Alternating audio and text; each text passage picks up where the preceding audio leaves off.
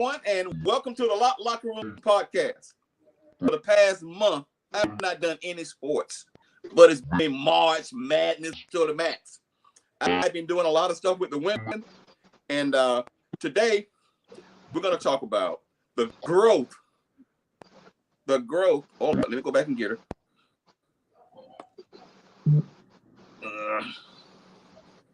Oh man, the growth of women's basketball. Is Carla there? Yes, I am. Okay, Demetrius there. Okay, we're gonna talk about the growth of women's basketball.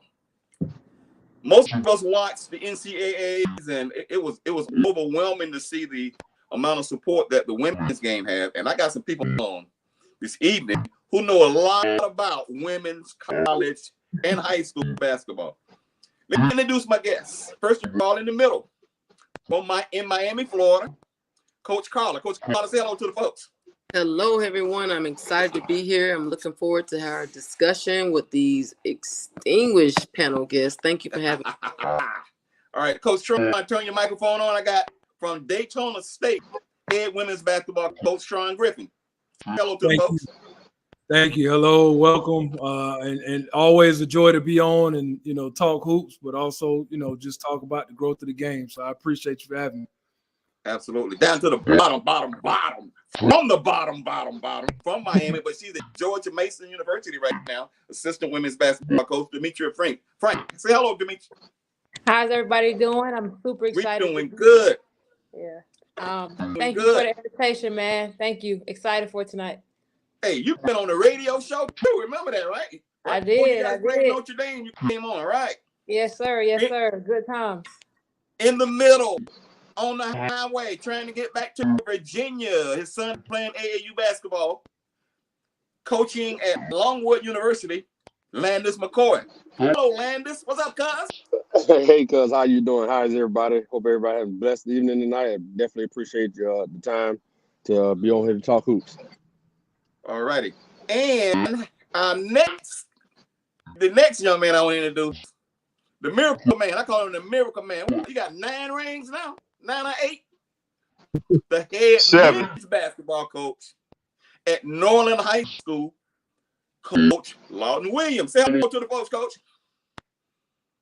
Greetings. How is everybody? I'm just ecstatic to be here and talk about the growth of the women's game. I thank you for having me.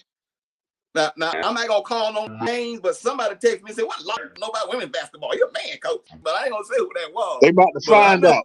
I know you know the game. All right, here's what we're gonna do. Now I'm trying something new here. Let's see how this goes right here.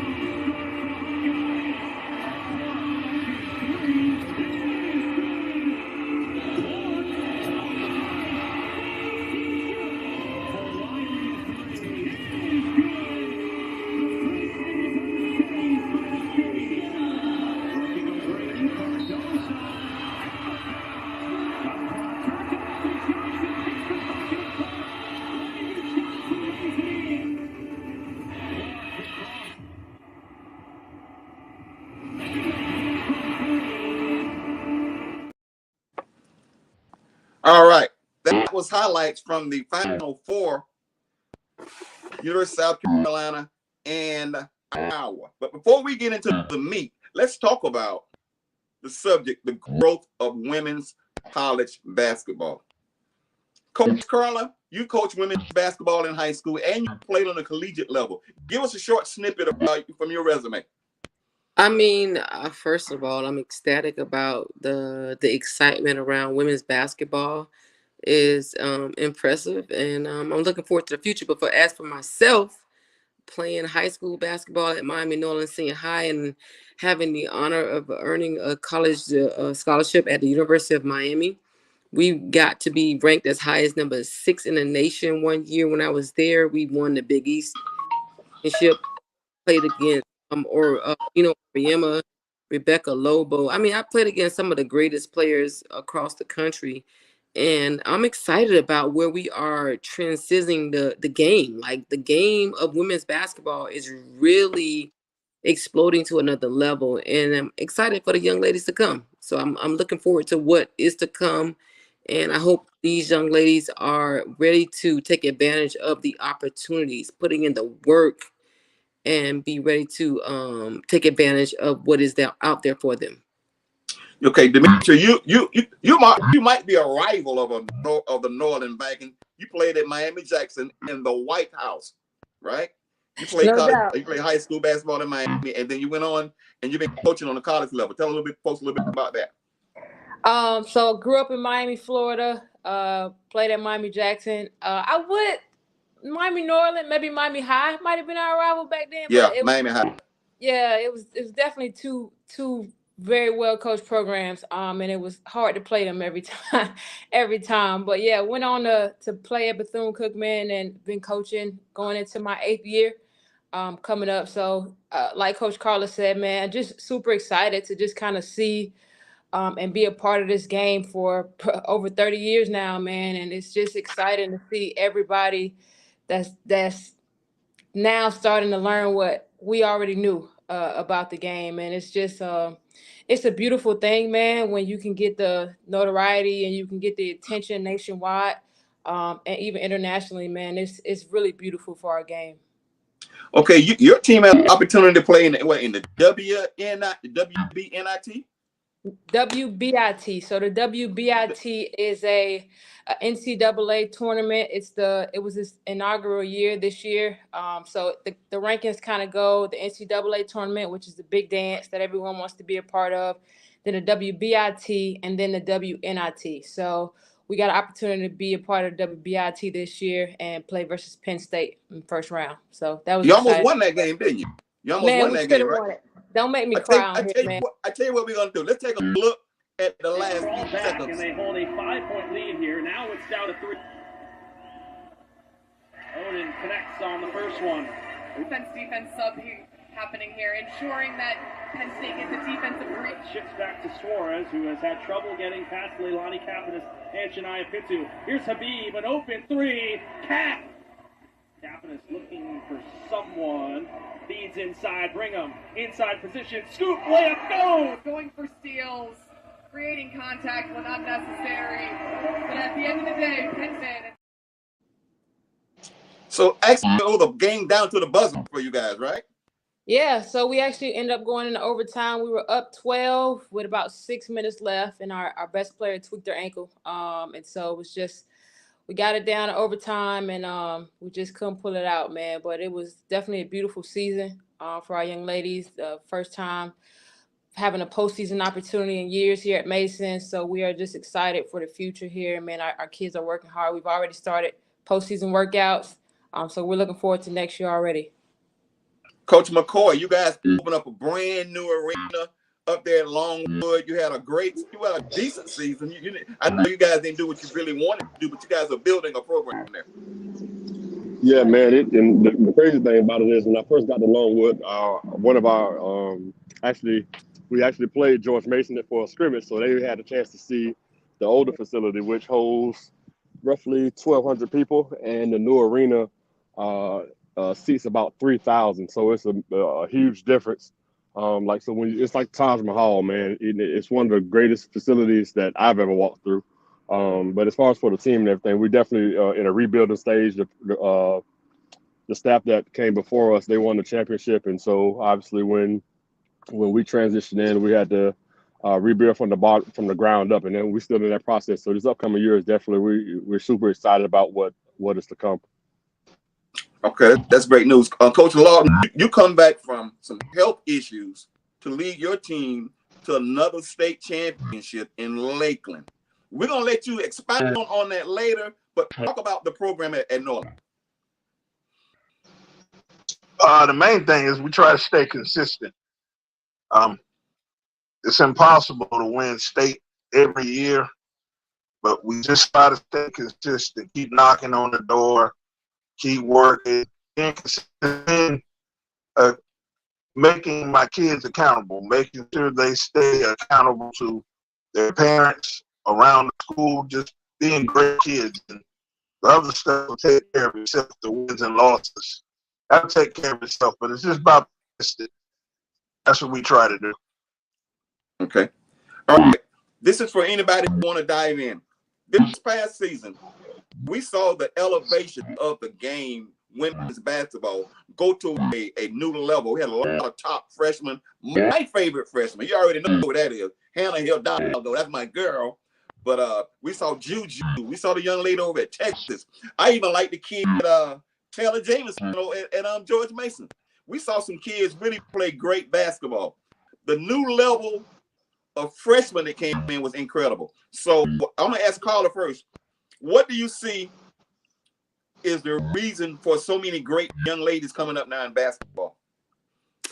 I think the reason is the women's game has gotten the opportunity to showcase that they are more than just athletes. Like they're more, they have entertainment. They can be explosive. They can be dogs on the floor and still ladies off the floor. So you have your Angel Reese's, you have your Caitlins, you have your Flageys, you have those ladies who represent the game in such a tremendous way that they are giving other ladies opportunities to say that, hey, we can be dogs and still be, ladies and competitive on the floor. So I'm just tremendously excited about how the game is transcending and we're getting the opportunity to showcase our skills on the floor and just blow up the women's game of basketball. So I'm looking forward to tomorrow night with the WNBA draft, and let's see how these ladies go. Coach Frank, last week we were trying to get you on, and I think it was Monday, and you had a recruit in town. So recruiting, I know it's different now because the high school kids now are seeing the excitement in the college game. So what are the kids like that you're recruiting?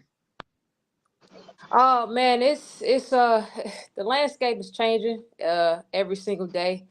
You just try to get the kids that kind of fit with your program. I know the transfer portal is a really big thing right now, but I love that my head coach still is invested in high school kids, and I'm gonna add 2 freshmen to your list. Freshmen on my team, actually, Kennedy Harris and Zahir Walton. Zahir Walton was the rookie of the year in the Atlantic 10 Conference, and Kennedy Harris made the all-rookie team. So I would put those 2 kids up against any freshman in the country. I may be a little biased, but hey, we can see. But just recruiting wise, I think when you have dynamic high school players, and you have that developmental high school kid, it's just really difficult right now to not for our program, but for a lot of programs to kind of take a developmental kid when you have this transfer portal era. And that's kind of what's floating around now. Most visits now probably coming from the transfer portal, but development is a really big part of our program, which is why we are really big on still getting high school kids because we are super invested in developing them for 4 years. And so the landscape, although it's changing, I like that we can still be consistent and kind of old school in a way. We're getting a high school kid and developing them for 4 years. Okay. I got a little cold. Hey, Daryl. Tron. Daryl, before you move, man, Frank, I definitely agree with Kennedy Harris. I can definitely back you on that for sure. When I saw that kid for the first time, my mouth dropped, hit the floor, man. You talking about a special talent across the board. Like, she's one of the best kids I've ever seen, like, in person, like, for real. And I'm with you, Frank. I'll put my money on her. And what's her name again? Kennedy Harris. Yeah. Kennedy Harris. I'm going to add her to my list. Add her to your list to look out for there. I do. Hey, well, I'm telling you, got to add Zahir Walton too, man. She up there grabbing the rim. So it's special. It's going down in Fairfax, man. It's awesome. So Tron, on the flip side, you had a JUCO and you get opportunity, like we were talking backstage, you say you're looking for a bid and you get a number of calls and kids. How do you develop every year when you're losing 6 and 7? Yeah, I mean, it's kind of like what Frank said. For us, obviously, JUCO was created as a platform to be a resource as a part of the journey for kids to develop. JUCO isn't today what it is, 20 years ago when it was just a bunch of kids that didn't have grades. We're getting a lot of those high school kids that are being under recruited, a lot of Division I kids that, bit off more than they can chew in year one. We're getting better talent at the JUCO now because of like the transfer portal, but it's still a developmental standpoint. We don't have a lot of the hour restrictions and restrictions that they have at Division I, Division II level. So for us, we get a lot of face time, a lot of gym time to develop the kids, and move them on to their respective schools at the next level. And that's, it's been beneficial to us, to be honest with you, since the transfer portal, with the caliber of kid that we've been able to get. Let's take a look at Daytona State. Let's see what it looks.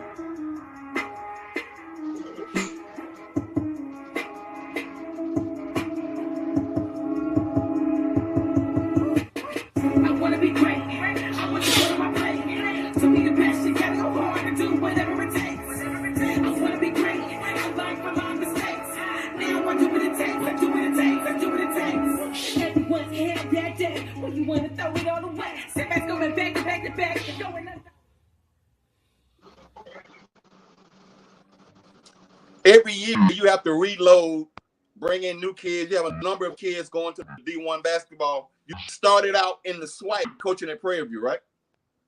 Actually, I started out at my alma mater at Bethune-Cookman. That was my first Division I job. Yeah, so I had 1 year, Demetria's senior year. That was my first. Yeah. I gave him a couple gray hairs early. Yeah, yes, she did. But she was the NCAA steals leader that year, so I take it. But no, I started out after Bethune. I spent 4.5 years at Prairie View A&M, so was a part of 3 NCAA tournaments there and SWAC tournament championships. And looking back, they just celebrated this season the 10th anniversary of our last championship, and I was telling some of my former players, it's the game has changed, in 10 years. I think, to Coach Carla's point, what we're seeing right now in women's basketball is you're seeing a product of entertainment. I think somebody mentioned the other night before the men's national championship game, it was like, let's see how this is going to be, because there's really no drama involved. In women's game, everybody was ready to see what Kim Mulkey was going to do, if she was going to make it, what Gino was going to do.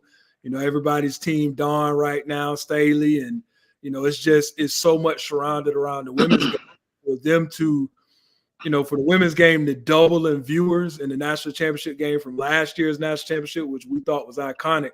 I just think it's, monumental. Women's sports is definitely on the rise, specifically, obviously, women's basketball. I'm glad Coach Lawton's back on, because I want to ask him this question. The skill set of the women. Don Staley practices against all males. Okay, you coach men's basketball. Tell us about the skill set that you see in the women's game now compared to the boys' skill set. It has gotten much better, but what I like to say is, the programs I've been around, Coach Curry, Coach Carla, they use the boys all the time. She was ahead of her time. She always practiced against the boys. So, I saw it from the inside, and then what I like now is, the way they show they're like dogs for now. Like, you talking, I always follow women's hoops. A lot of my sets I get from women's basketball. Tennessee, back when what's the girl name from Shamika Holsler? Bridget Gordon, I think her name was. Oh, Bridget Gordon. Bridget Gordon. Yeah. Yeah. She was at Tennessee. You just want to bring up FAMU on my podcast. That's what you're trying to do. I know. No. She was at Tennessee.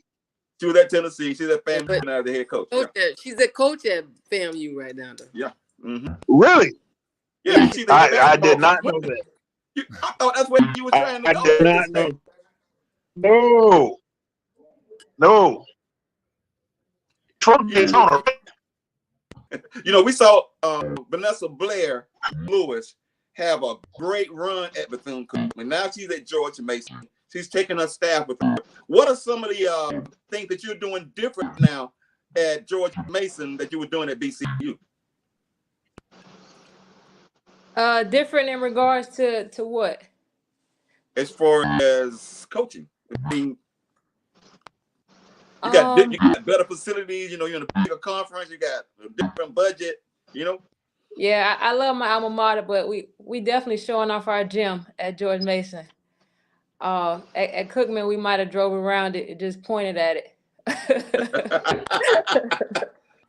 But yeah, no, we've been blessed. We've been blessed to be able to become coaches here at Mason, and we've definitely got some really good facilities, some really good support from our administration and our community. And I don't know, man, you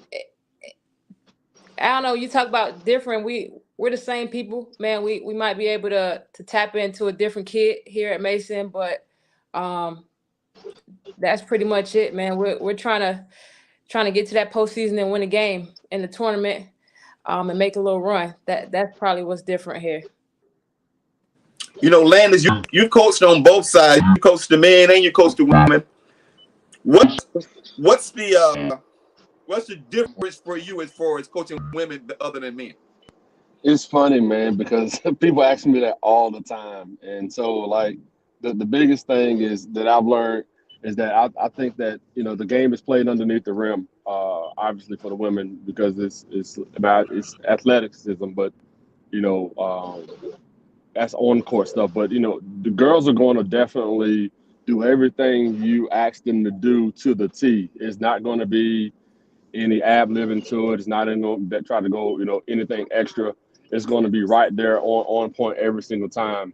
And then look at you, be like, okay, well, you told me to do that, you know. But on the guy side, you have to prove everything to them every single day, and that's that alpha male syndrome that the girls don't have. Although you have some girls that's like that, but for the most part, you really don't. And the biggest thing I think is, you know, the yes sir, no sir on the girls, and then it's yeah and all right on the guys. You know, it's a major difference with that. So I definitely like it on the women's side better than I did the men. Okay, Carla, where would you like to see the women's game go now? We see where it is now, all the excitement. Where would you like to see it go? Carla, you there? Tron, can you answer that? Where would you like to see the game go now for the women's side? I think the biggest thing right now is you know the talent that's coming in year after year. You know, obviously we're in it. You know, Frank and McCoy and you know Coach Carl, like she's seeing it from the high school side, but like the talent is changing. Like it's changing, man. So you know, I think I said it on a podcast I was on earlier last week. Is you know, 10 years ago you would not have seen the amount of Black coaches in the game the way that you do now. You for sure wouldn't have been able to turn on the TV and see the Dawn Staleys or the Tamika Reeves at Jackson State or the Vanessa Blair Lewis at George Mason. You know, you wouldn't see a lot of that, but now you see it. So I think for me, you know, it's the same thing with the student athletes. You know, kids are seeing more players that not only look like them, but players that's putting in the work. You know, Flau'jae, you know, everybody's talking about Caitlin Clark being a generational talent. He is, but you know, to me, Flau'jae is also a generational talent. There's not many kids rapping and playing basketball at the same time. You know, so I think, you know, as the game continues to progress, I would like to see more kids capitalize on the opportunities that they have to go and just put in the work and take advantage of their God-given ability and gain as much as they can from it. Because I do believe, you know, like I said, it looks a lot different than it did. I know when I first started watching women's basketball. So it's only on, you know, it's only on the up for sure.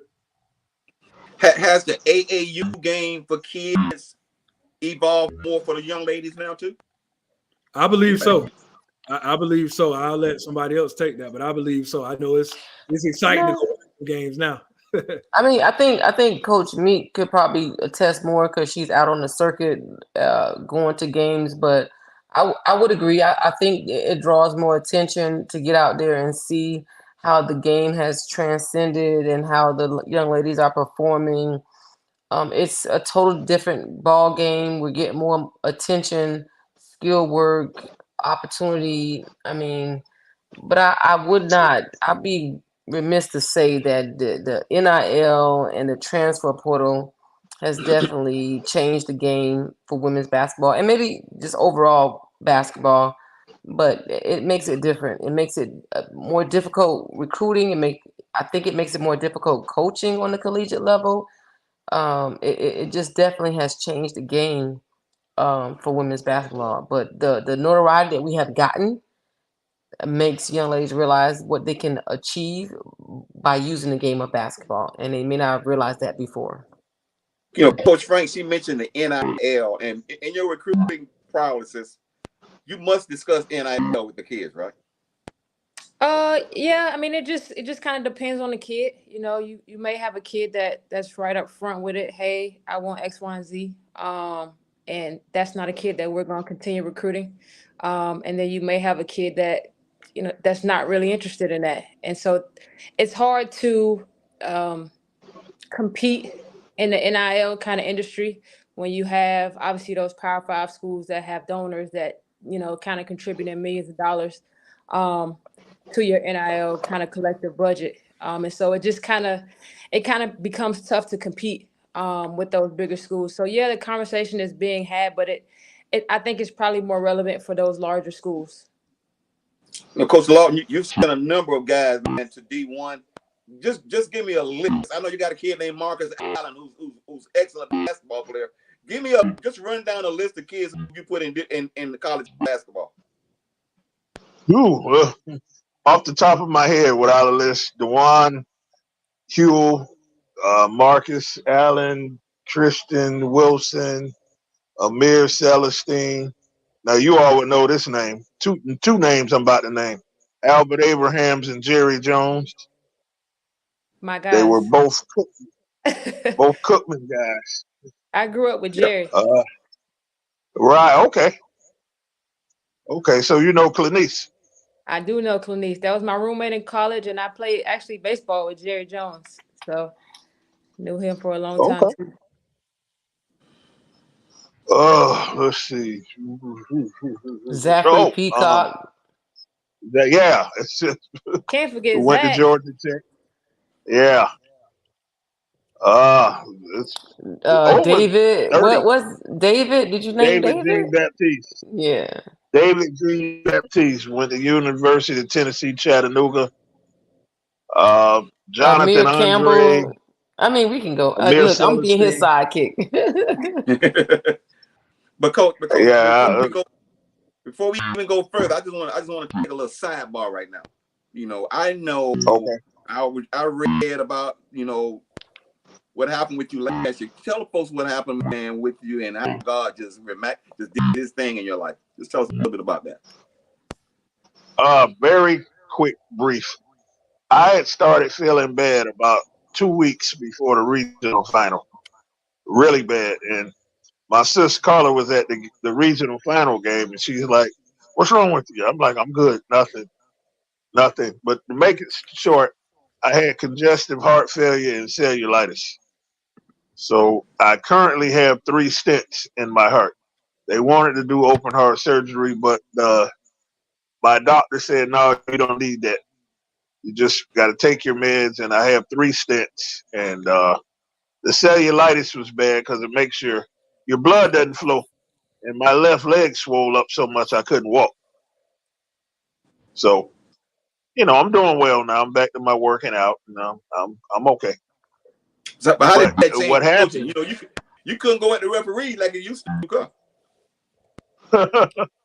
I guess not. I'm getting older, so I don't do that anyway. Okay. All right. Yeah, but I noticed him and I said, like, something's not right with you. Like, what's wrong with you? Like, you're not right. Like, when I'm not in the playoffs, I'm at his game. I'm going to be right there. So if I'm not playing, the only reason why I'm not at his playoff game, because I'm playing.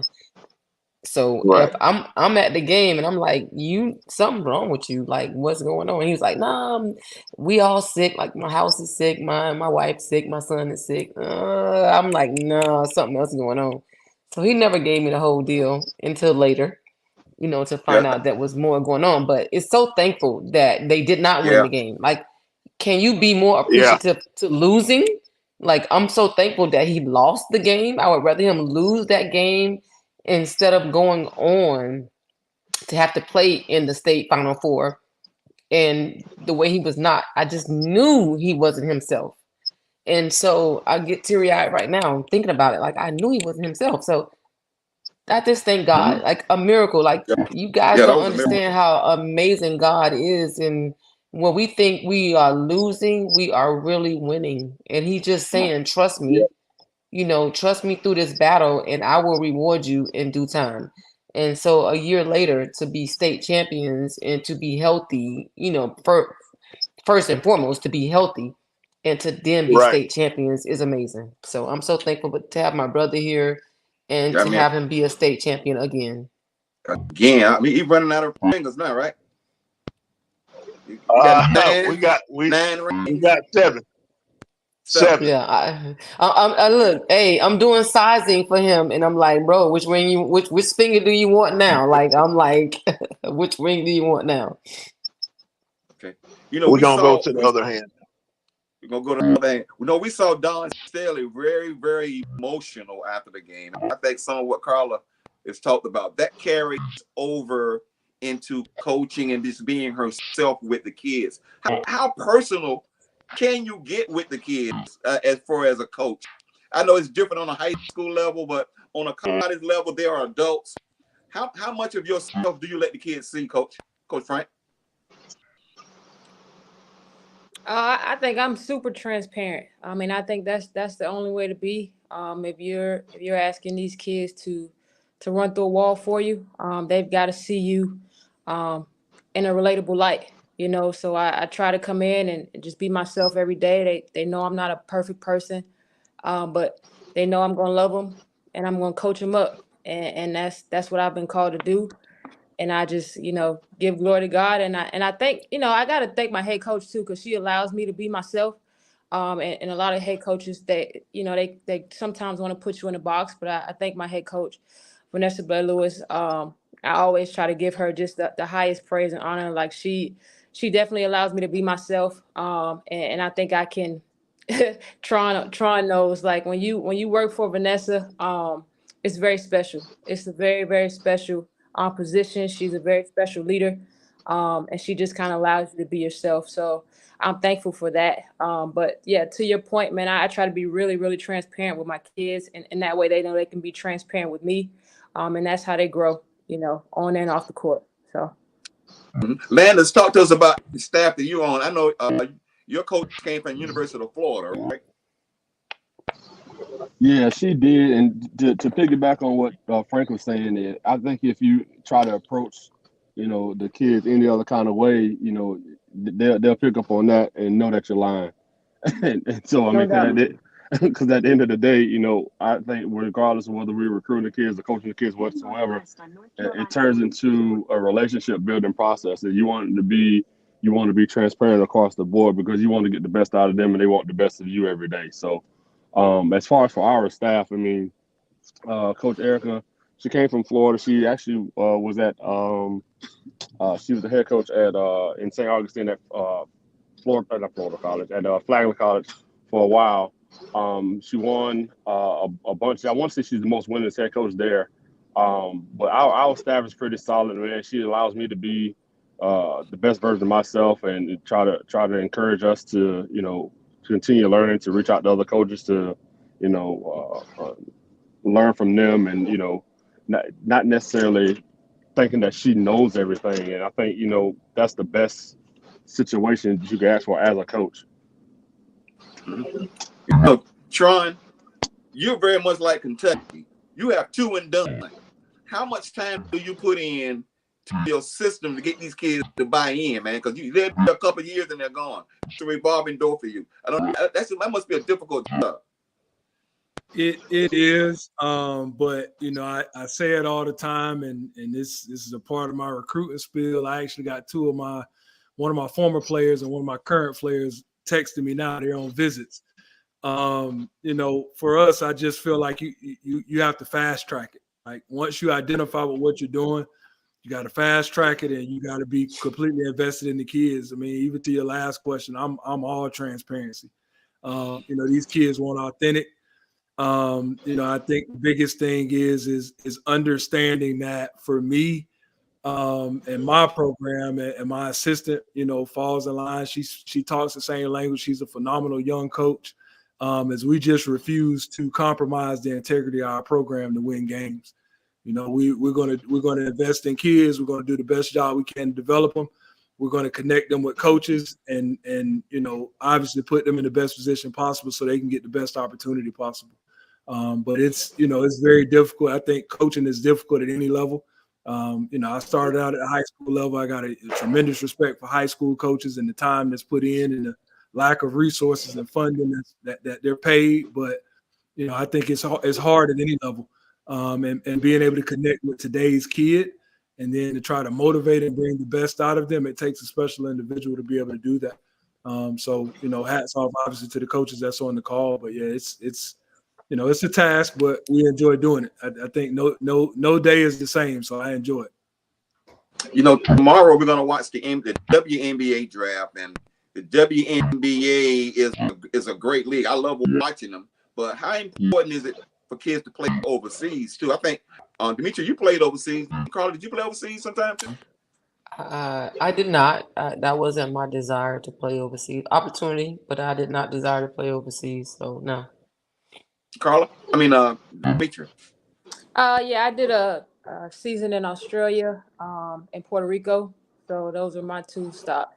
But is it important to play overseas? I mean, it just kind of depends on what your individual goals are. You know, obviously that there's probably a little bit more opportunity overseas just because there's so many different countries and stuff to go to. But definitely just depends on, you know, what kind of experience you want, you know. And for me, I was I just wanted to keep playing. You know, I just wanted to keep playing. The WNBA has 144 spots. Each year, you never know how many of those spots are going to be open. And I just wanted to keep hooping. So that's kind of my stand. And I'm grateful definitely for that experience. But we have to also realize, if I may interject, that how many of those young ladies that were drafted last year, and this is the thing that the draft people need to realize, is that you go through the whole spiel of the draft, and then how many of those young ladies that were actually drafted last year actually made a team. And we go through the whole gifting and we go through the whole ceremony, and it looks amazing for women's basketball, but we don't even have the spots to place those young ladies. So you go through the draft, and I don't know the exact number. Maybe I call her Meech, but maybe Meech know how many players get drafted and everything like that. But how many of them actually have an opportunity to really make a team? And that's where we go to the overseas and we talk about the Brittany Grinders and why was she over in Russia? And why are our players having to go overseas to play in the foreign land? We just don't have the slots for everybody to be able to play in the WNBA. And even our top elite players who are drafted, and we're talking about, and I could go name names, Alexis Morris, who was drafted last year from LSU rather. She did not stay on a team, you know. So that's my little spiel. But we go through the whole draft tomorrow. But how many of those players are really going to make a team tomorrow? And to that point, can I add to that, Daryl? I'm gonna say, I mean, I agree with you, Coach Carl. I mean, that's fact. I mean, it's more than just Alexis Morris. It's every year, but you know, I think what has to happen is more people got to invest in the women's game. You know, you look at these NBA players and NFL players and all these people that's out here with these big money. Like, to me, I think it was cute that Ice Cube offered, you know, what he offered to Caitlin Clark to come play in the Big Three.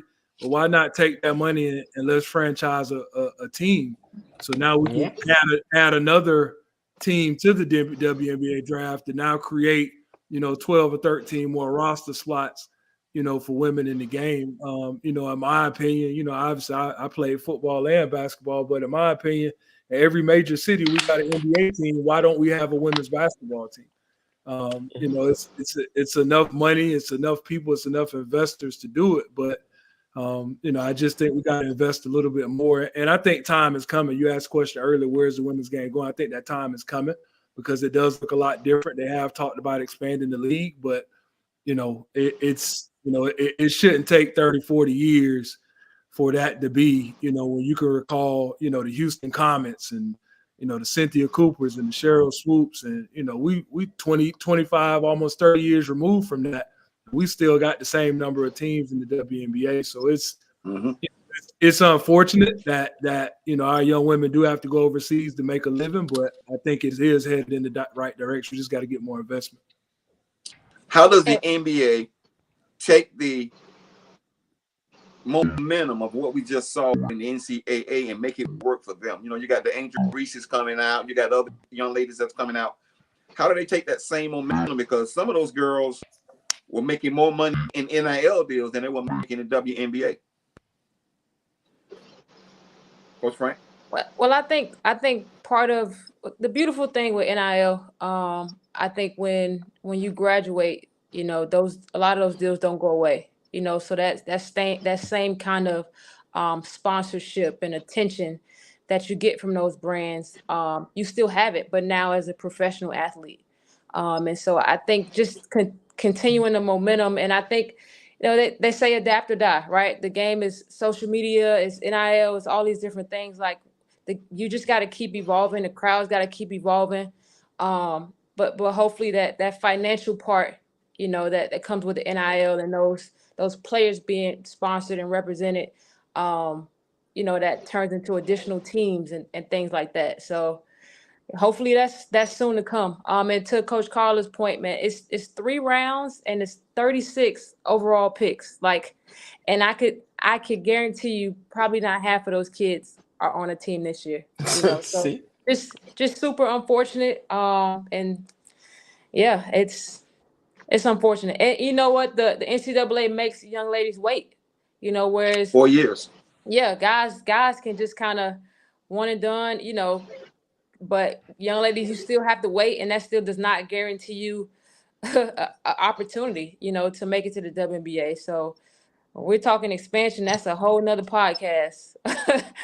but we see the NBA, Coach Lawton. We see the G League, the D League. We see they're talking about Bronny coming out or going into the portal, but it's different on the boys' side, right, Coach Lawton? Not as different as you would think. I tell my kids all the time, you better have another plan because 1% of you will make it and play for money, and 0.0 somewhere actually make the league.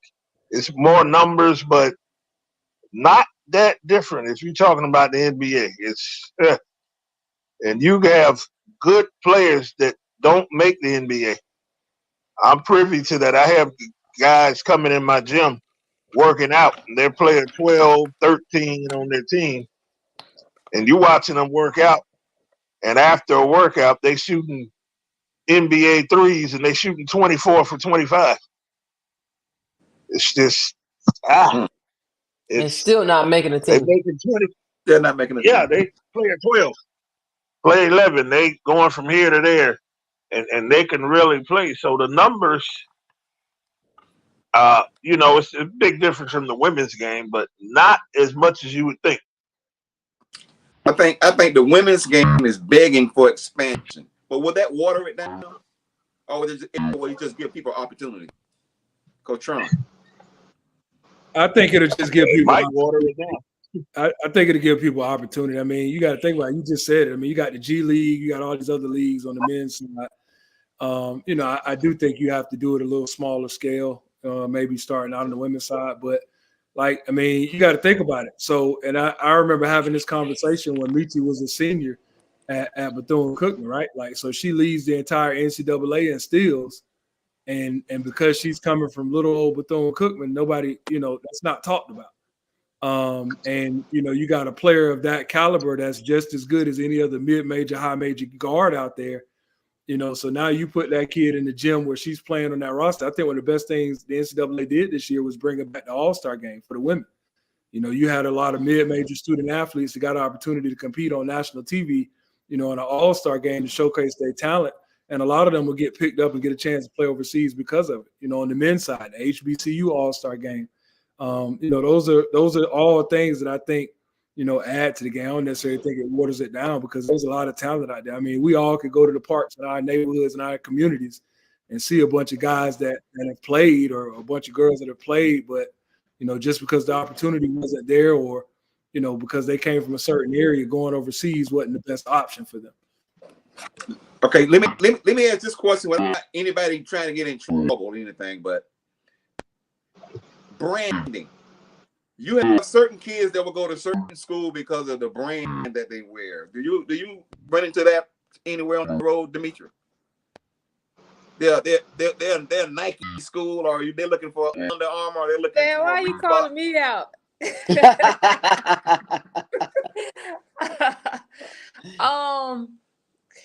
Of course, man, of course. I think the shiny stuff still wins some of those battles. And so it's unfortunate, but yeah, of course. So we saw a young man at Louisville decide not to play because the tights that he was wearing was not the brand he wanted. That wasn't real. Was that real? That was real. Wow. Wait, yeah. He didn't play for the school? He did not play. He did not dress out for the game, and they had to go get him the tight. I think Louisville is Under Armour. Adidas. They're Adidas. And he didn't want to wear the Adidas tights underneath the Adidas uniform, so he wanted to wear a different brand. He could have worn them inside out. He could have worn, but that's when you just overthinking it. You could have worn them inside out. Yeah, and they're tight. Who would know what they were anyway? Yeah, right. Unless there was some type of logo at the bottom where they were. I don't know. I mean, but we just get so caught up in, like, right now we have made it so monetized. Like, I grew up in the era that I would play basketball for free. And I'm a little bit older than Coach, as one of the ladies on the show, I'm a little bit older than Coach Meach, but we grew up in the era where we would play the game for free. And so now it's so monetized that everything we do is it's so difficult to coach, as you see so many of the older generation, I would say, Stanford coach resigning. How long are these longer generational coaches are going to be in the game because, Coach Saban resigning? We are transcending, or the game is transcending our thought process. In when they go recruit a kid, is more like, what can you do for me other than offer me an opportunity to be great? Like, what money can you give to me extendedly?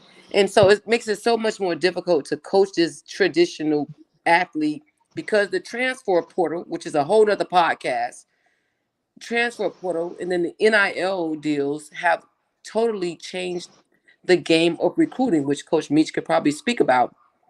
But it has totally changed the way we play the game. So now, not only are you recruiting me because of my athletic ability, I'm recruiting you onto what NIL deal you can give me, and how can you change my perspective into, it's just weird. It's just so weird. And if I don't like how you coaching me, now I can just jump in the portal and change schools. So it's so difficult to coach today's athlete. It's really crazy. Coach Tron, do you see it differently? Because you got kids hungry. They want to go for a 4-year school. So I think they act a little different if they come to stay, huh? You would be surprised, sir. I'm getting the same kid. Come on, man. Actually, I'm having to convince that kid to come off of that for about 9 months. Let me go ahead and transition their mind and develop them, and then they could go be somebody else's problem with it. But I had the conversation the other day. Coaching isn't coaching anymore, and Coach Meachie can attest to it, right? Like, phenomenal staff over there. Vanessa Blair Lewis, Andre Bolton, Nikki Washington, Michi Frank, like phenomenal staff, but you almost have to have somebody on your staff hired to just be a CEO and manage the other stuff. Because coaching isn't coaching anymore. When all of us, and I'm still young, but when all of us was coming up, a coach calling your phone, you was excited to get that phone call. Yeah. I call a kid now, I got a double call because they on do not disturb. better chance of getting a response on Instagram than I ever will calling on the phone. So, what I tell my staff is at the end of the day, don't mess with the kids. All of the stuff that they like, all of the stuff that that is for this day and age's kid, let them have it. Don't mess with it because it's not for us to correct it. That's what it is. It's not changing. NIL isn't going away. The portal isn't going away. Will they tame it some? Yeah, it's not going away. So you've got to figure out either A, how you're going to have somebody in the staff to manage it, or you're going to have to just, turn the other cheek and figure out how you're going to handle the stuff that actually matters. Because I think to your point, Coach Carl, about the transfer portal, there's a whole nother podcast. This year was the first year that you had more kids that were player of the years, first team all conference, freshman of the years. Yes. You actually had kids with stats in the portal this year. Yes. So it was a lot different than what it's been since the portal has been out. So that's made it even harder, for the kids that didn't have stats. You had some kids without stats sneaking under the radar. Them kids still sitting in there. They're gonna die in the portal. They're gonna die in the portal, yeah. It's just different. You gotta, I think on every staff in the country, you just got to figure out what's going to be your sauce to work for you and your staff. But it's not going away. The kids not changing. You got to figure out how to coach and then have somebody to manage the other stuff. I'm so glad you said that, because how do you coach that? How do you, on the collegiate level, and you two are on the collegiate level, how do you coach that? I think from my perspective, I have been, this is an understatement. Like, I think we have been really blessed. Like, we have some really good kids, like some good humans. And the problems that other coaches may face with the NIL and just all these other the tights, like, I just have not had to experience that yet. And I am super grateful. Hopefully it never comes, but I think part of it is, and it's not what you allow because it's just this generation, but at the Division I level, some coaches will recruit that kid knowing that that's the type of kid they are, just because that kid will help you win games. And that speaks to your point, Tron, just about compromising your program. Like, if I know that that's the type of kid that I'm getting, I can't be upset when that kid shows themselves in my locker room. So you just have to really do character references, have those tough conversations when recruiting. And for us, it is, you're recruiting the parents, you're recruiting the kids, but it's really tough conversations in recruiting. And sometimes, like, you just have to tell a kid that will help you win games, but they're not going to be great for your locker room. They might compromise so many other different things that kid is probably not going to be the best fit for what you're doing. Now, other coaches, hey, they've got a lot of different issues going on, but I haven't had to experience that, and I'm grateful. Carla, to your point, I'll tell you to that same thing. I'll tell you, it's changed, but like she said, you got to be willing to put your foot down and say, I won't do it. Like I said, that's my main thing. I don't care how good a kid is. I'm not compromising the integrity of our program to just win games. But like my kids right now that's on visits, the conversation is, and this is to you all too, kids are no longer making 4-year decisions on colleges. I do think it's 4-year kids still out there, but these kids aren't making 4-year decisions. They're making 365-day decisions. Wow. If they can go to a lower level or a higher level or go JUCO and they can do it for 1 year, they're going to go bet on themselves in the portal. And a lot of kids are upselling themselves with what they're doing. So I think the flip side to that, and where I've had to learn to be different, and I can at the JUCO level, is to change my mindset. You know, me getting a kid that just want to be at Daytona State for 2 years. These kids want to be one and done, so they want to get in here and do as best as they can and go get an opportunity to jump out and get that opportunity. And if they go jump out and they go to a low Division I and have a solid year, then they're right back in the portal doing it again. So I think when coaches realize that it's a business and the kids have the upper hand right now, and you have to play to it. But to Michi's point, do your character references and making sure you're getting good human beings and people that you can at least enjoy seeing every day and coaching that's going to respond to the things you're doing. You know, I think you have to win, but it's, you know, I think building a roster now at the college level is more difficult than it's ever been. But it takes coaches, you know, like obviously I work for Vanessa Blair Lewis, a phenomenal human being. It takes coaches like herself, you know, to put your foot down and say, hey, that's a red flag. We're good on that. We're going to pass. You know, there's not enough coaches out there doing that. They'd rather get the wins. We got a couple of minutes left. I want to go to Coach Lawton. Coach Lawton, on the flip side, you coaching young men and you're preparing them to go to the next level. You know, you got college coaches calling you all the time about the talent you got. You named a list of guys. How do you prepare the kid and the parent? And I know there's some stuff you do that keep a strict hand on those guys. Yeah, we keep them accountable. This year we did a lot of 5 a.m. workouts, and they were mandatory and they had to be on time. And I'm to the point where I want to win, but I'm not going to sacrifice what we do for winning ball games. You know, I won over 400 games, been there, done that. So it's about raising good young men now. There you go.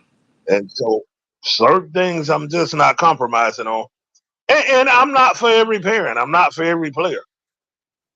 A lot of parents moved their kids after last year, which was fine with me.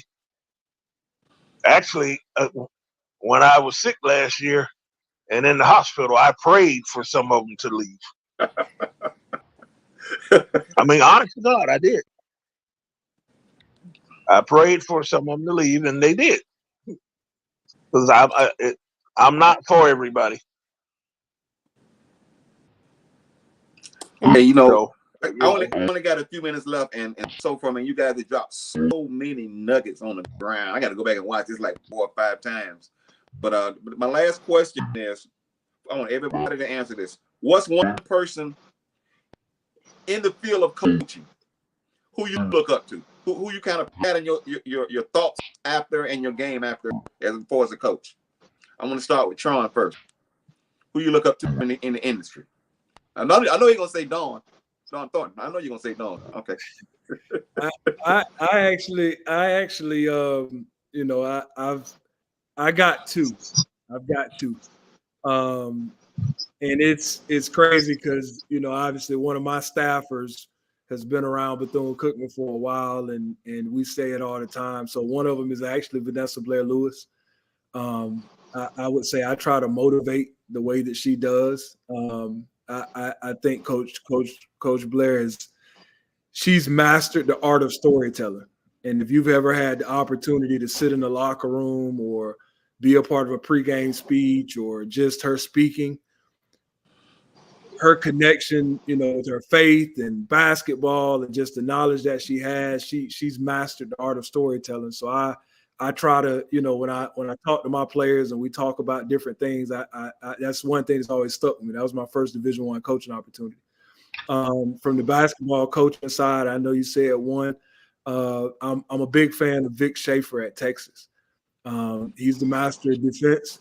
You know, I'm big on defense. I'm big on scheming, and a lot of the things that he does and that we do, we share a lot of similar palettes from that standpoint. So I would say those are two that I look up to, you know, obviously Coach Blair from the leadership standpoint, and just, you know, how I pack my defense, Coach Vic Schaefer at Texas. Carla. For me, if I go currently, I've got to go with Dawn Staley. Amazing. We are in the same age bracket. And I think I was one game away from playing against her in the in the NCAA tournament. So, but I still admire her and what she does from a coaching standpoint for getting her players to be involved, relating to them, meeting them where they are, but yet not compromising her values and her core concepts of what mean the most to her. And I listened to a podcast or something that she was on, and she mentioned that, yeah, I compromise, but I don't compromise my core. And so I think it's important we have to evolve to where the times are, but the core essence of who I am as a coach and the values that really, really matter to me, I cannot compromise. But yeah, you want to wear your headphones. Okay, I give you that. But there's some other things, and Lawton can relate, because there was a time when I watched the state championship, all Lawton players had low cuts. And to see his championship game this year, and they all had their, so there are some things that we as coaches can give into, but there are some core values that we will not compromise. And so I would just, in essence, what you're saying is Dawn Staley, and then the other one would be Vivian Stringer. Okay, Lawton. Quickly, John Thompson, Nolan Richardson. Okay, those two great ones. Okay, and we're gonna close it out with Coach D. Let me tell you something, Coach D. Now I'm not just saying this. Coach D was one of my all-time favorite women's basketball players at DCU. I broadcast some of her games. She just had a motor and a knowledge and how to get into those passing lanes and get all them skills. I just want to tell you that I always watch you. I always look up to you, even though you're a young lady in the industry. I think you're very good at what you do. Go ahead. I truly appreciate you. Thank you again as we close for the opportunity just to be a part of this panel tonight. You got some really great coaches on here, but I think you're gonna know who I'm gonna say. Tron stole my thunder a little bit, so I'm gonna add on to that. Vanessa Blair Lewis, VBL, Coach Blair Lewis, Coach Lewis, whatever you want to call her. She is my GOAT. She is someone who I've admired and I aspire to be, just from a human perspective, as a leader, as a Christian, as a wife. She is, like Tron said, a master motivator. She will be, she is, for me, one of the best humans I know. And she doesn't compromise her morals, but she definitely meets our kids where they are, and gets them to be the best version of themselves. And she extends grace to everyone, and she's just, she evolves. She evolves and she changes when necessary. And there's things that she doesn't compromise on, and I respect that as well. But she's definitely, she's gonna be my GOAT. She's gonna be my GOAT. She's not gonna get the TV time like Dawn Staley. But she's from that era, and she was a hooper, and I respect everything she's about. But I also got two other OGs on my staff, Andre Bowen and Nikki Washington. I gotta give them credit as well. Yeah, Nikki Washington is that's my OG. She's super analytical. She's gonna get on me when I'm right, but she's gonna also get on me when I'm wrong, and she's gonna make sure that we're all squared away. And Andre Bowen, man, he's the same every day. Tron, Bowen, like he's the same guy every day, man. In the fire, and in the snow, like Andre is gonna be the same. So definitely respect those two GOATs in the game for me as well. So yeah, that's my three. I got three. VBL at the top, and then I got the trickle down effect with the other OGs. So okay, I'm out of time, and I'm definitely never out of word. But I want to pray that each one of you continue the success that you're having at any level you go to with the kids. It's all about the kids. And I pray that you guys continue to do those great things. Carl, I know you're doing real estate, you're coaching, and you're free. God might have another plan for you, so keep your eyes open. All right? Yes, sir. This is the Locker Room Podcast. We'll see you next time. Good night. Good night. Thank you.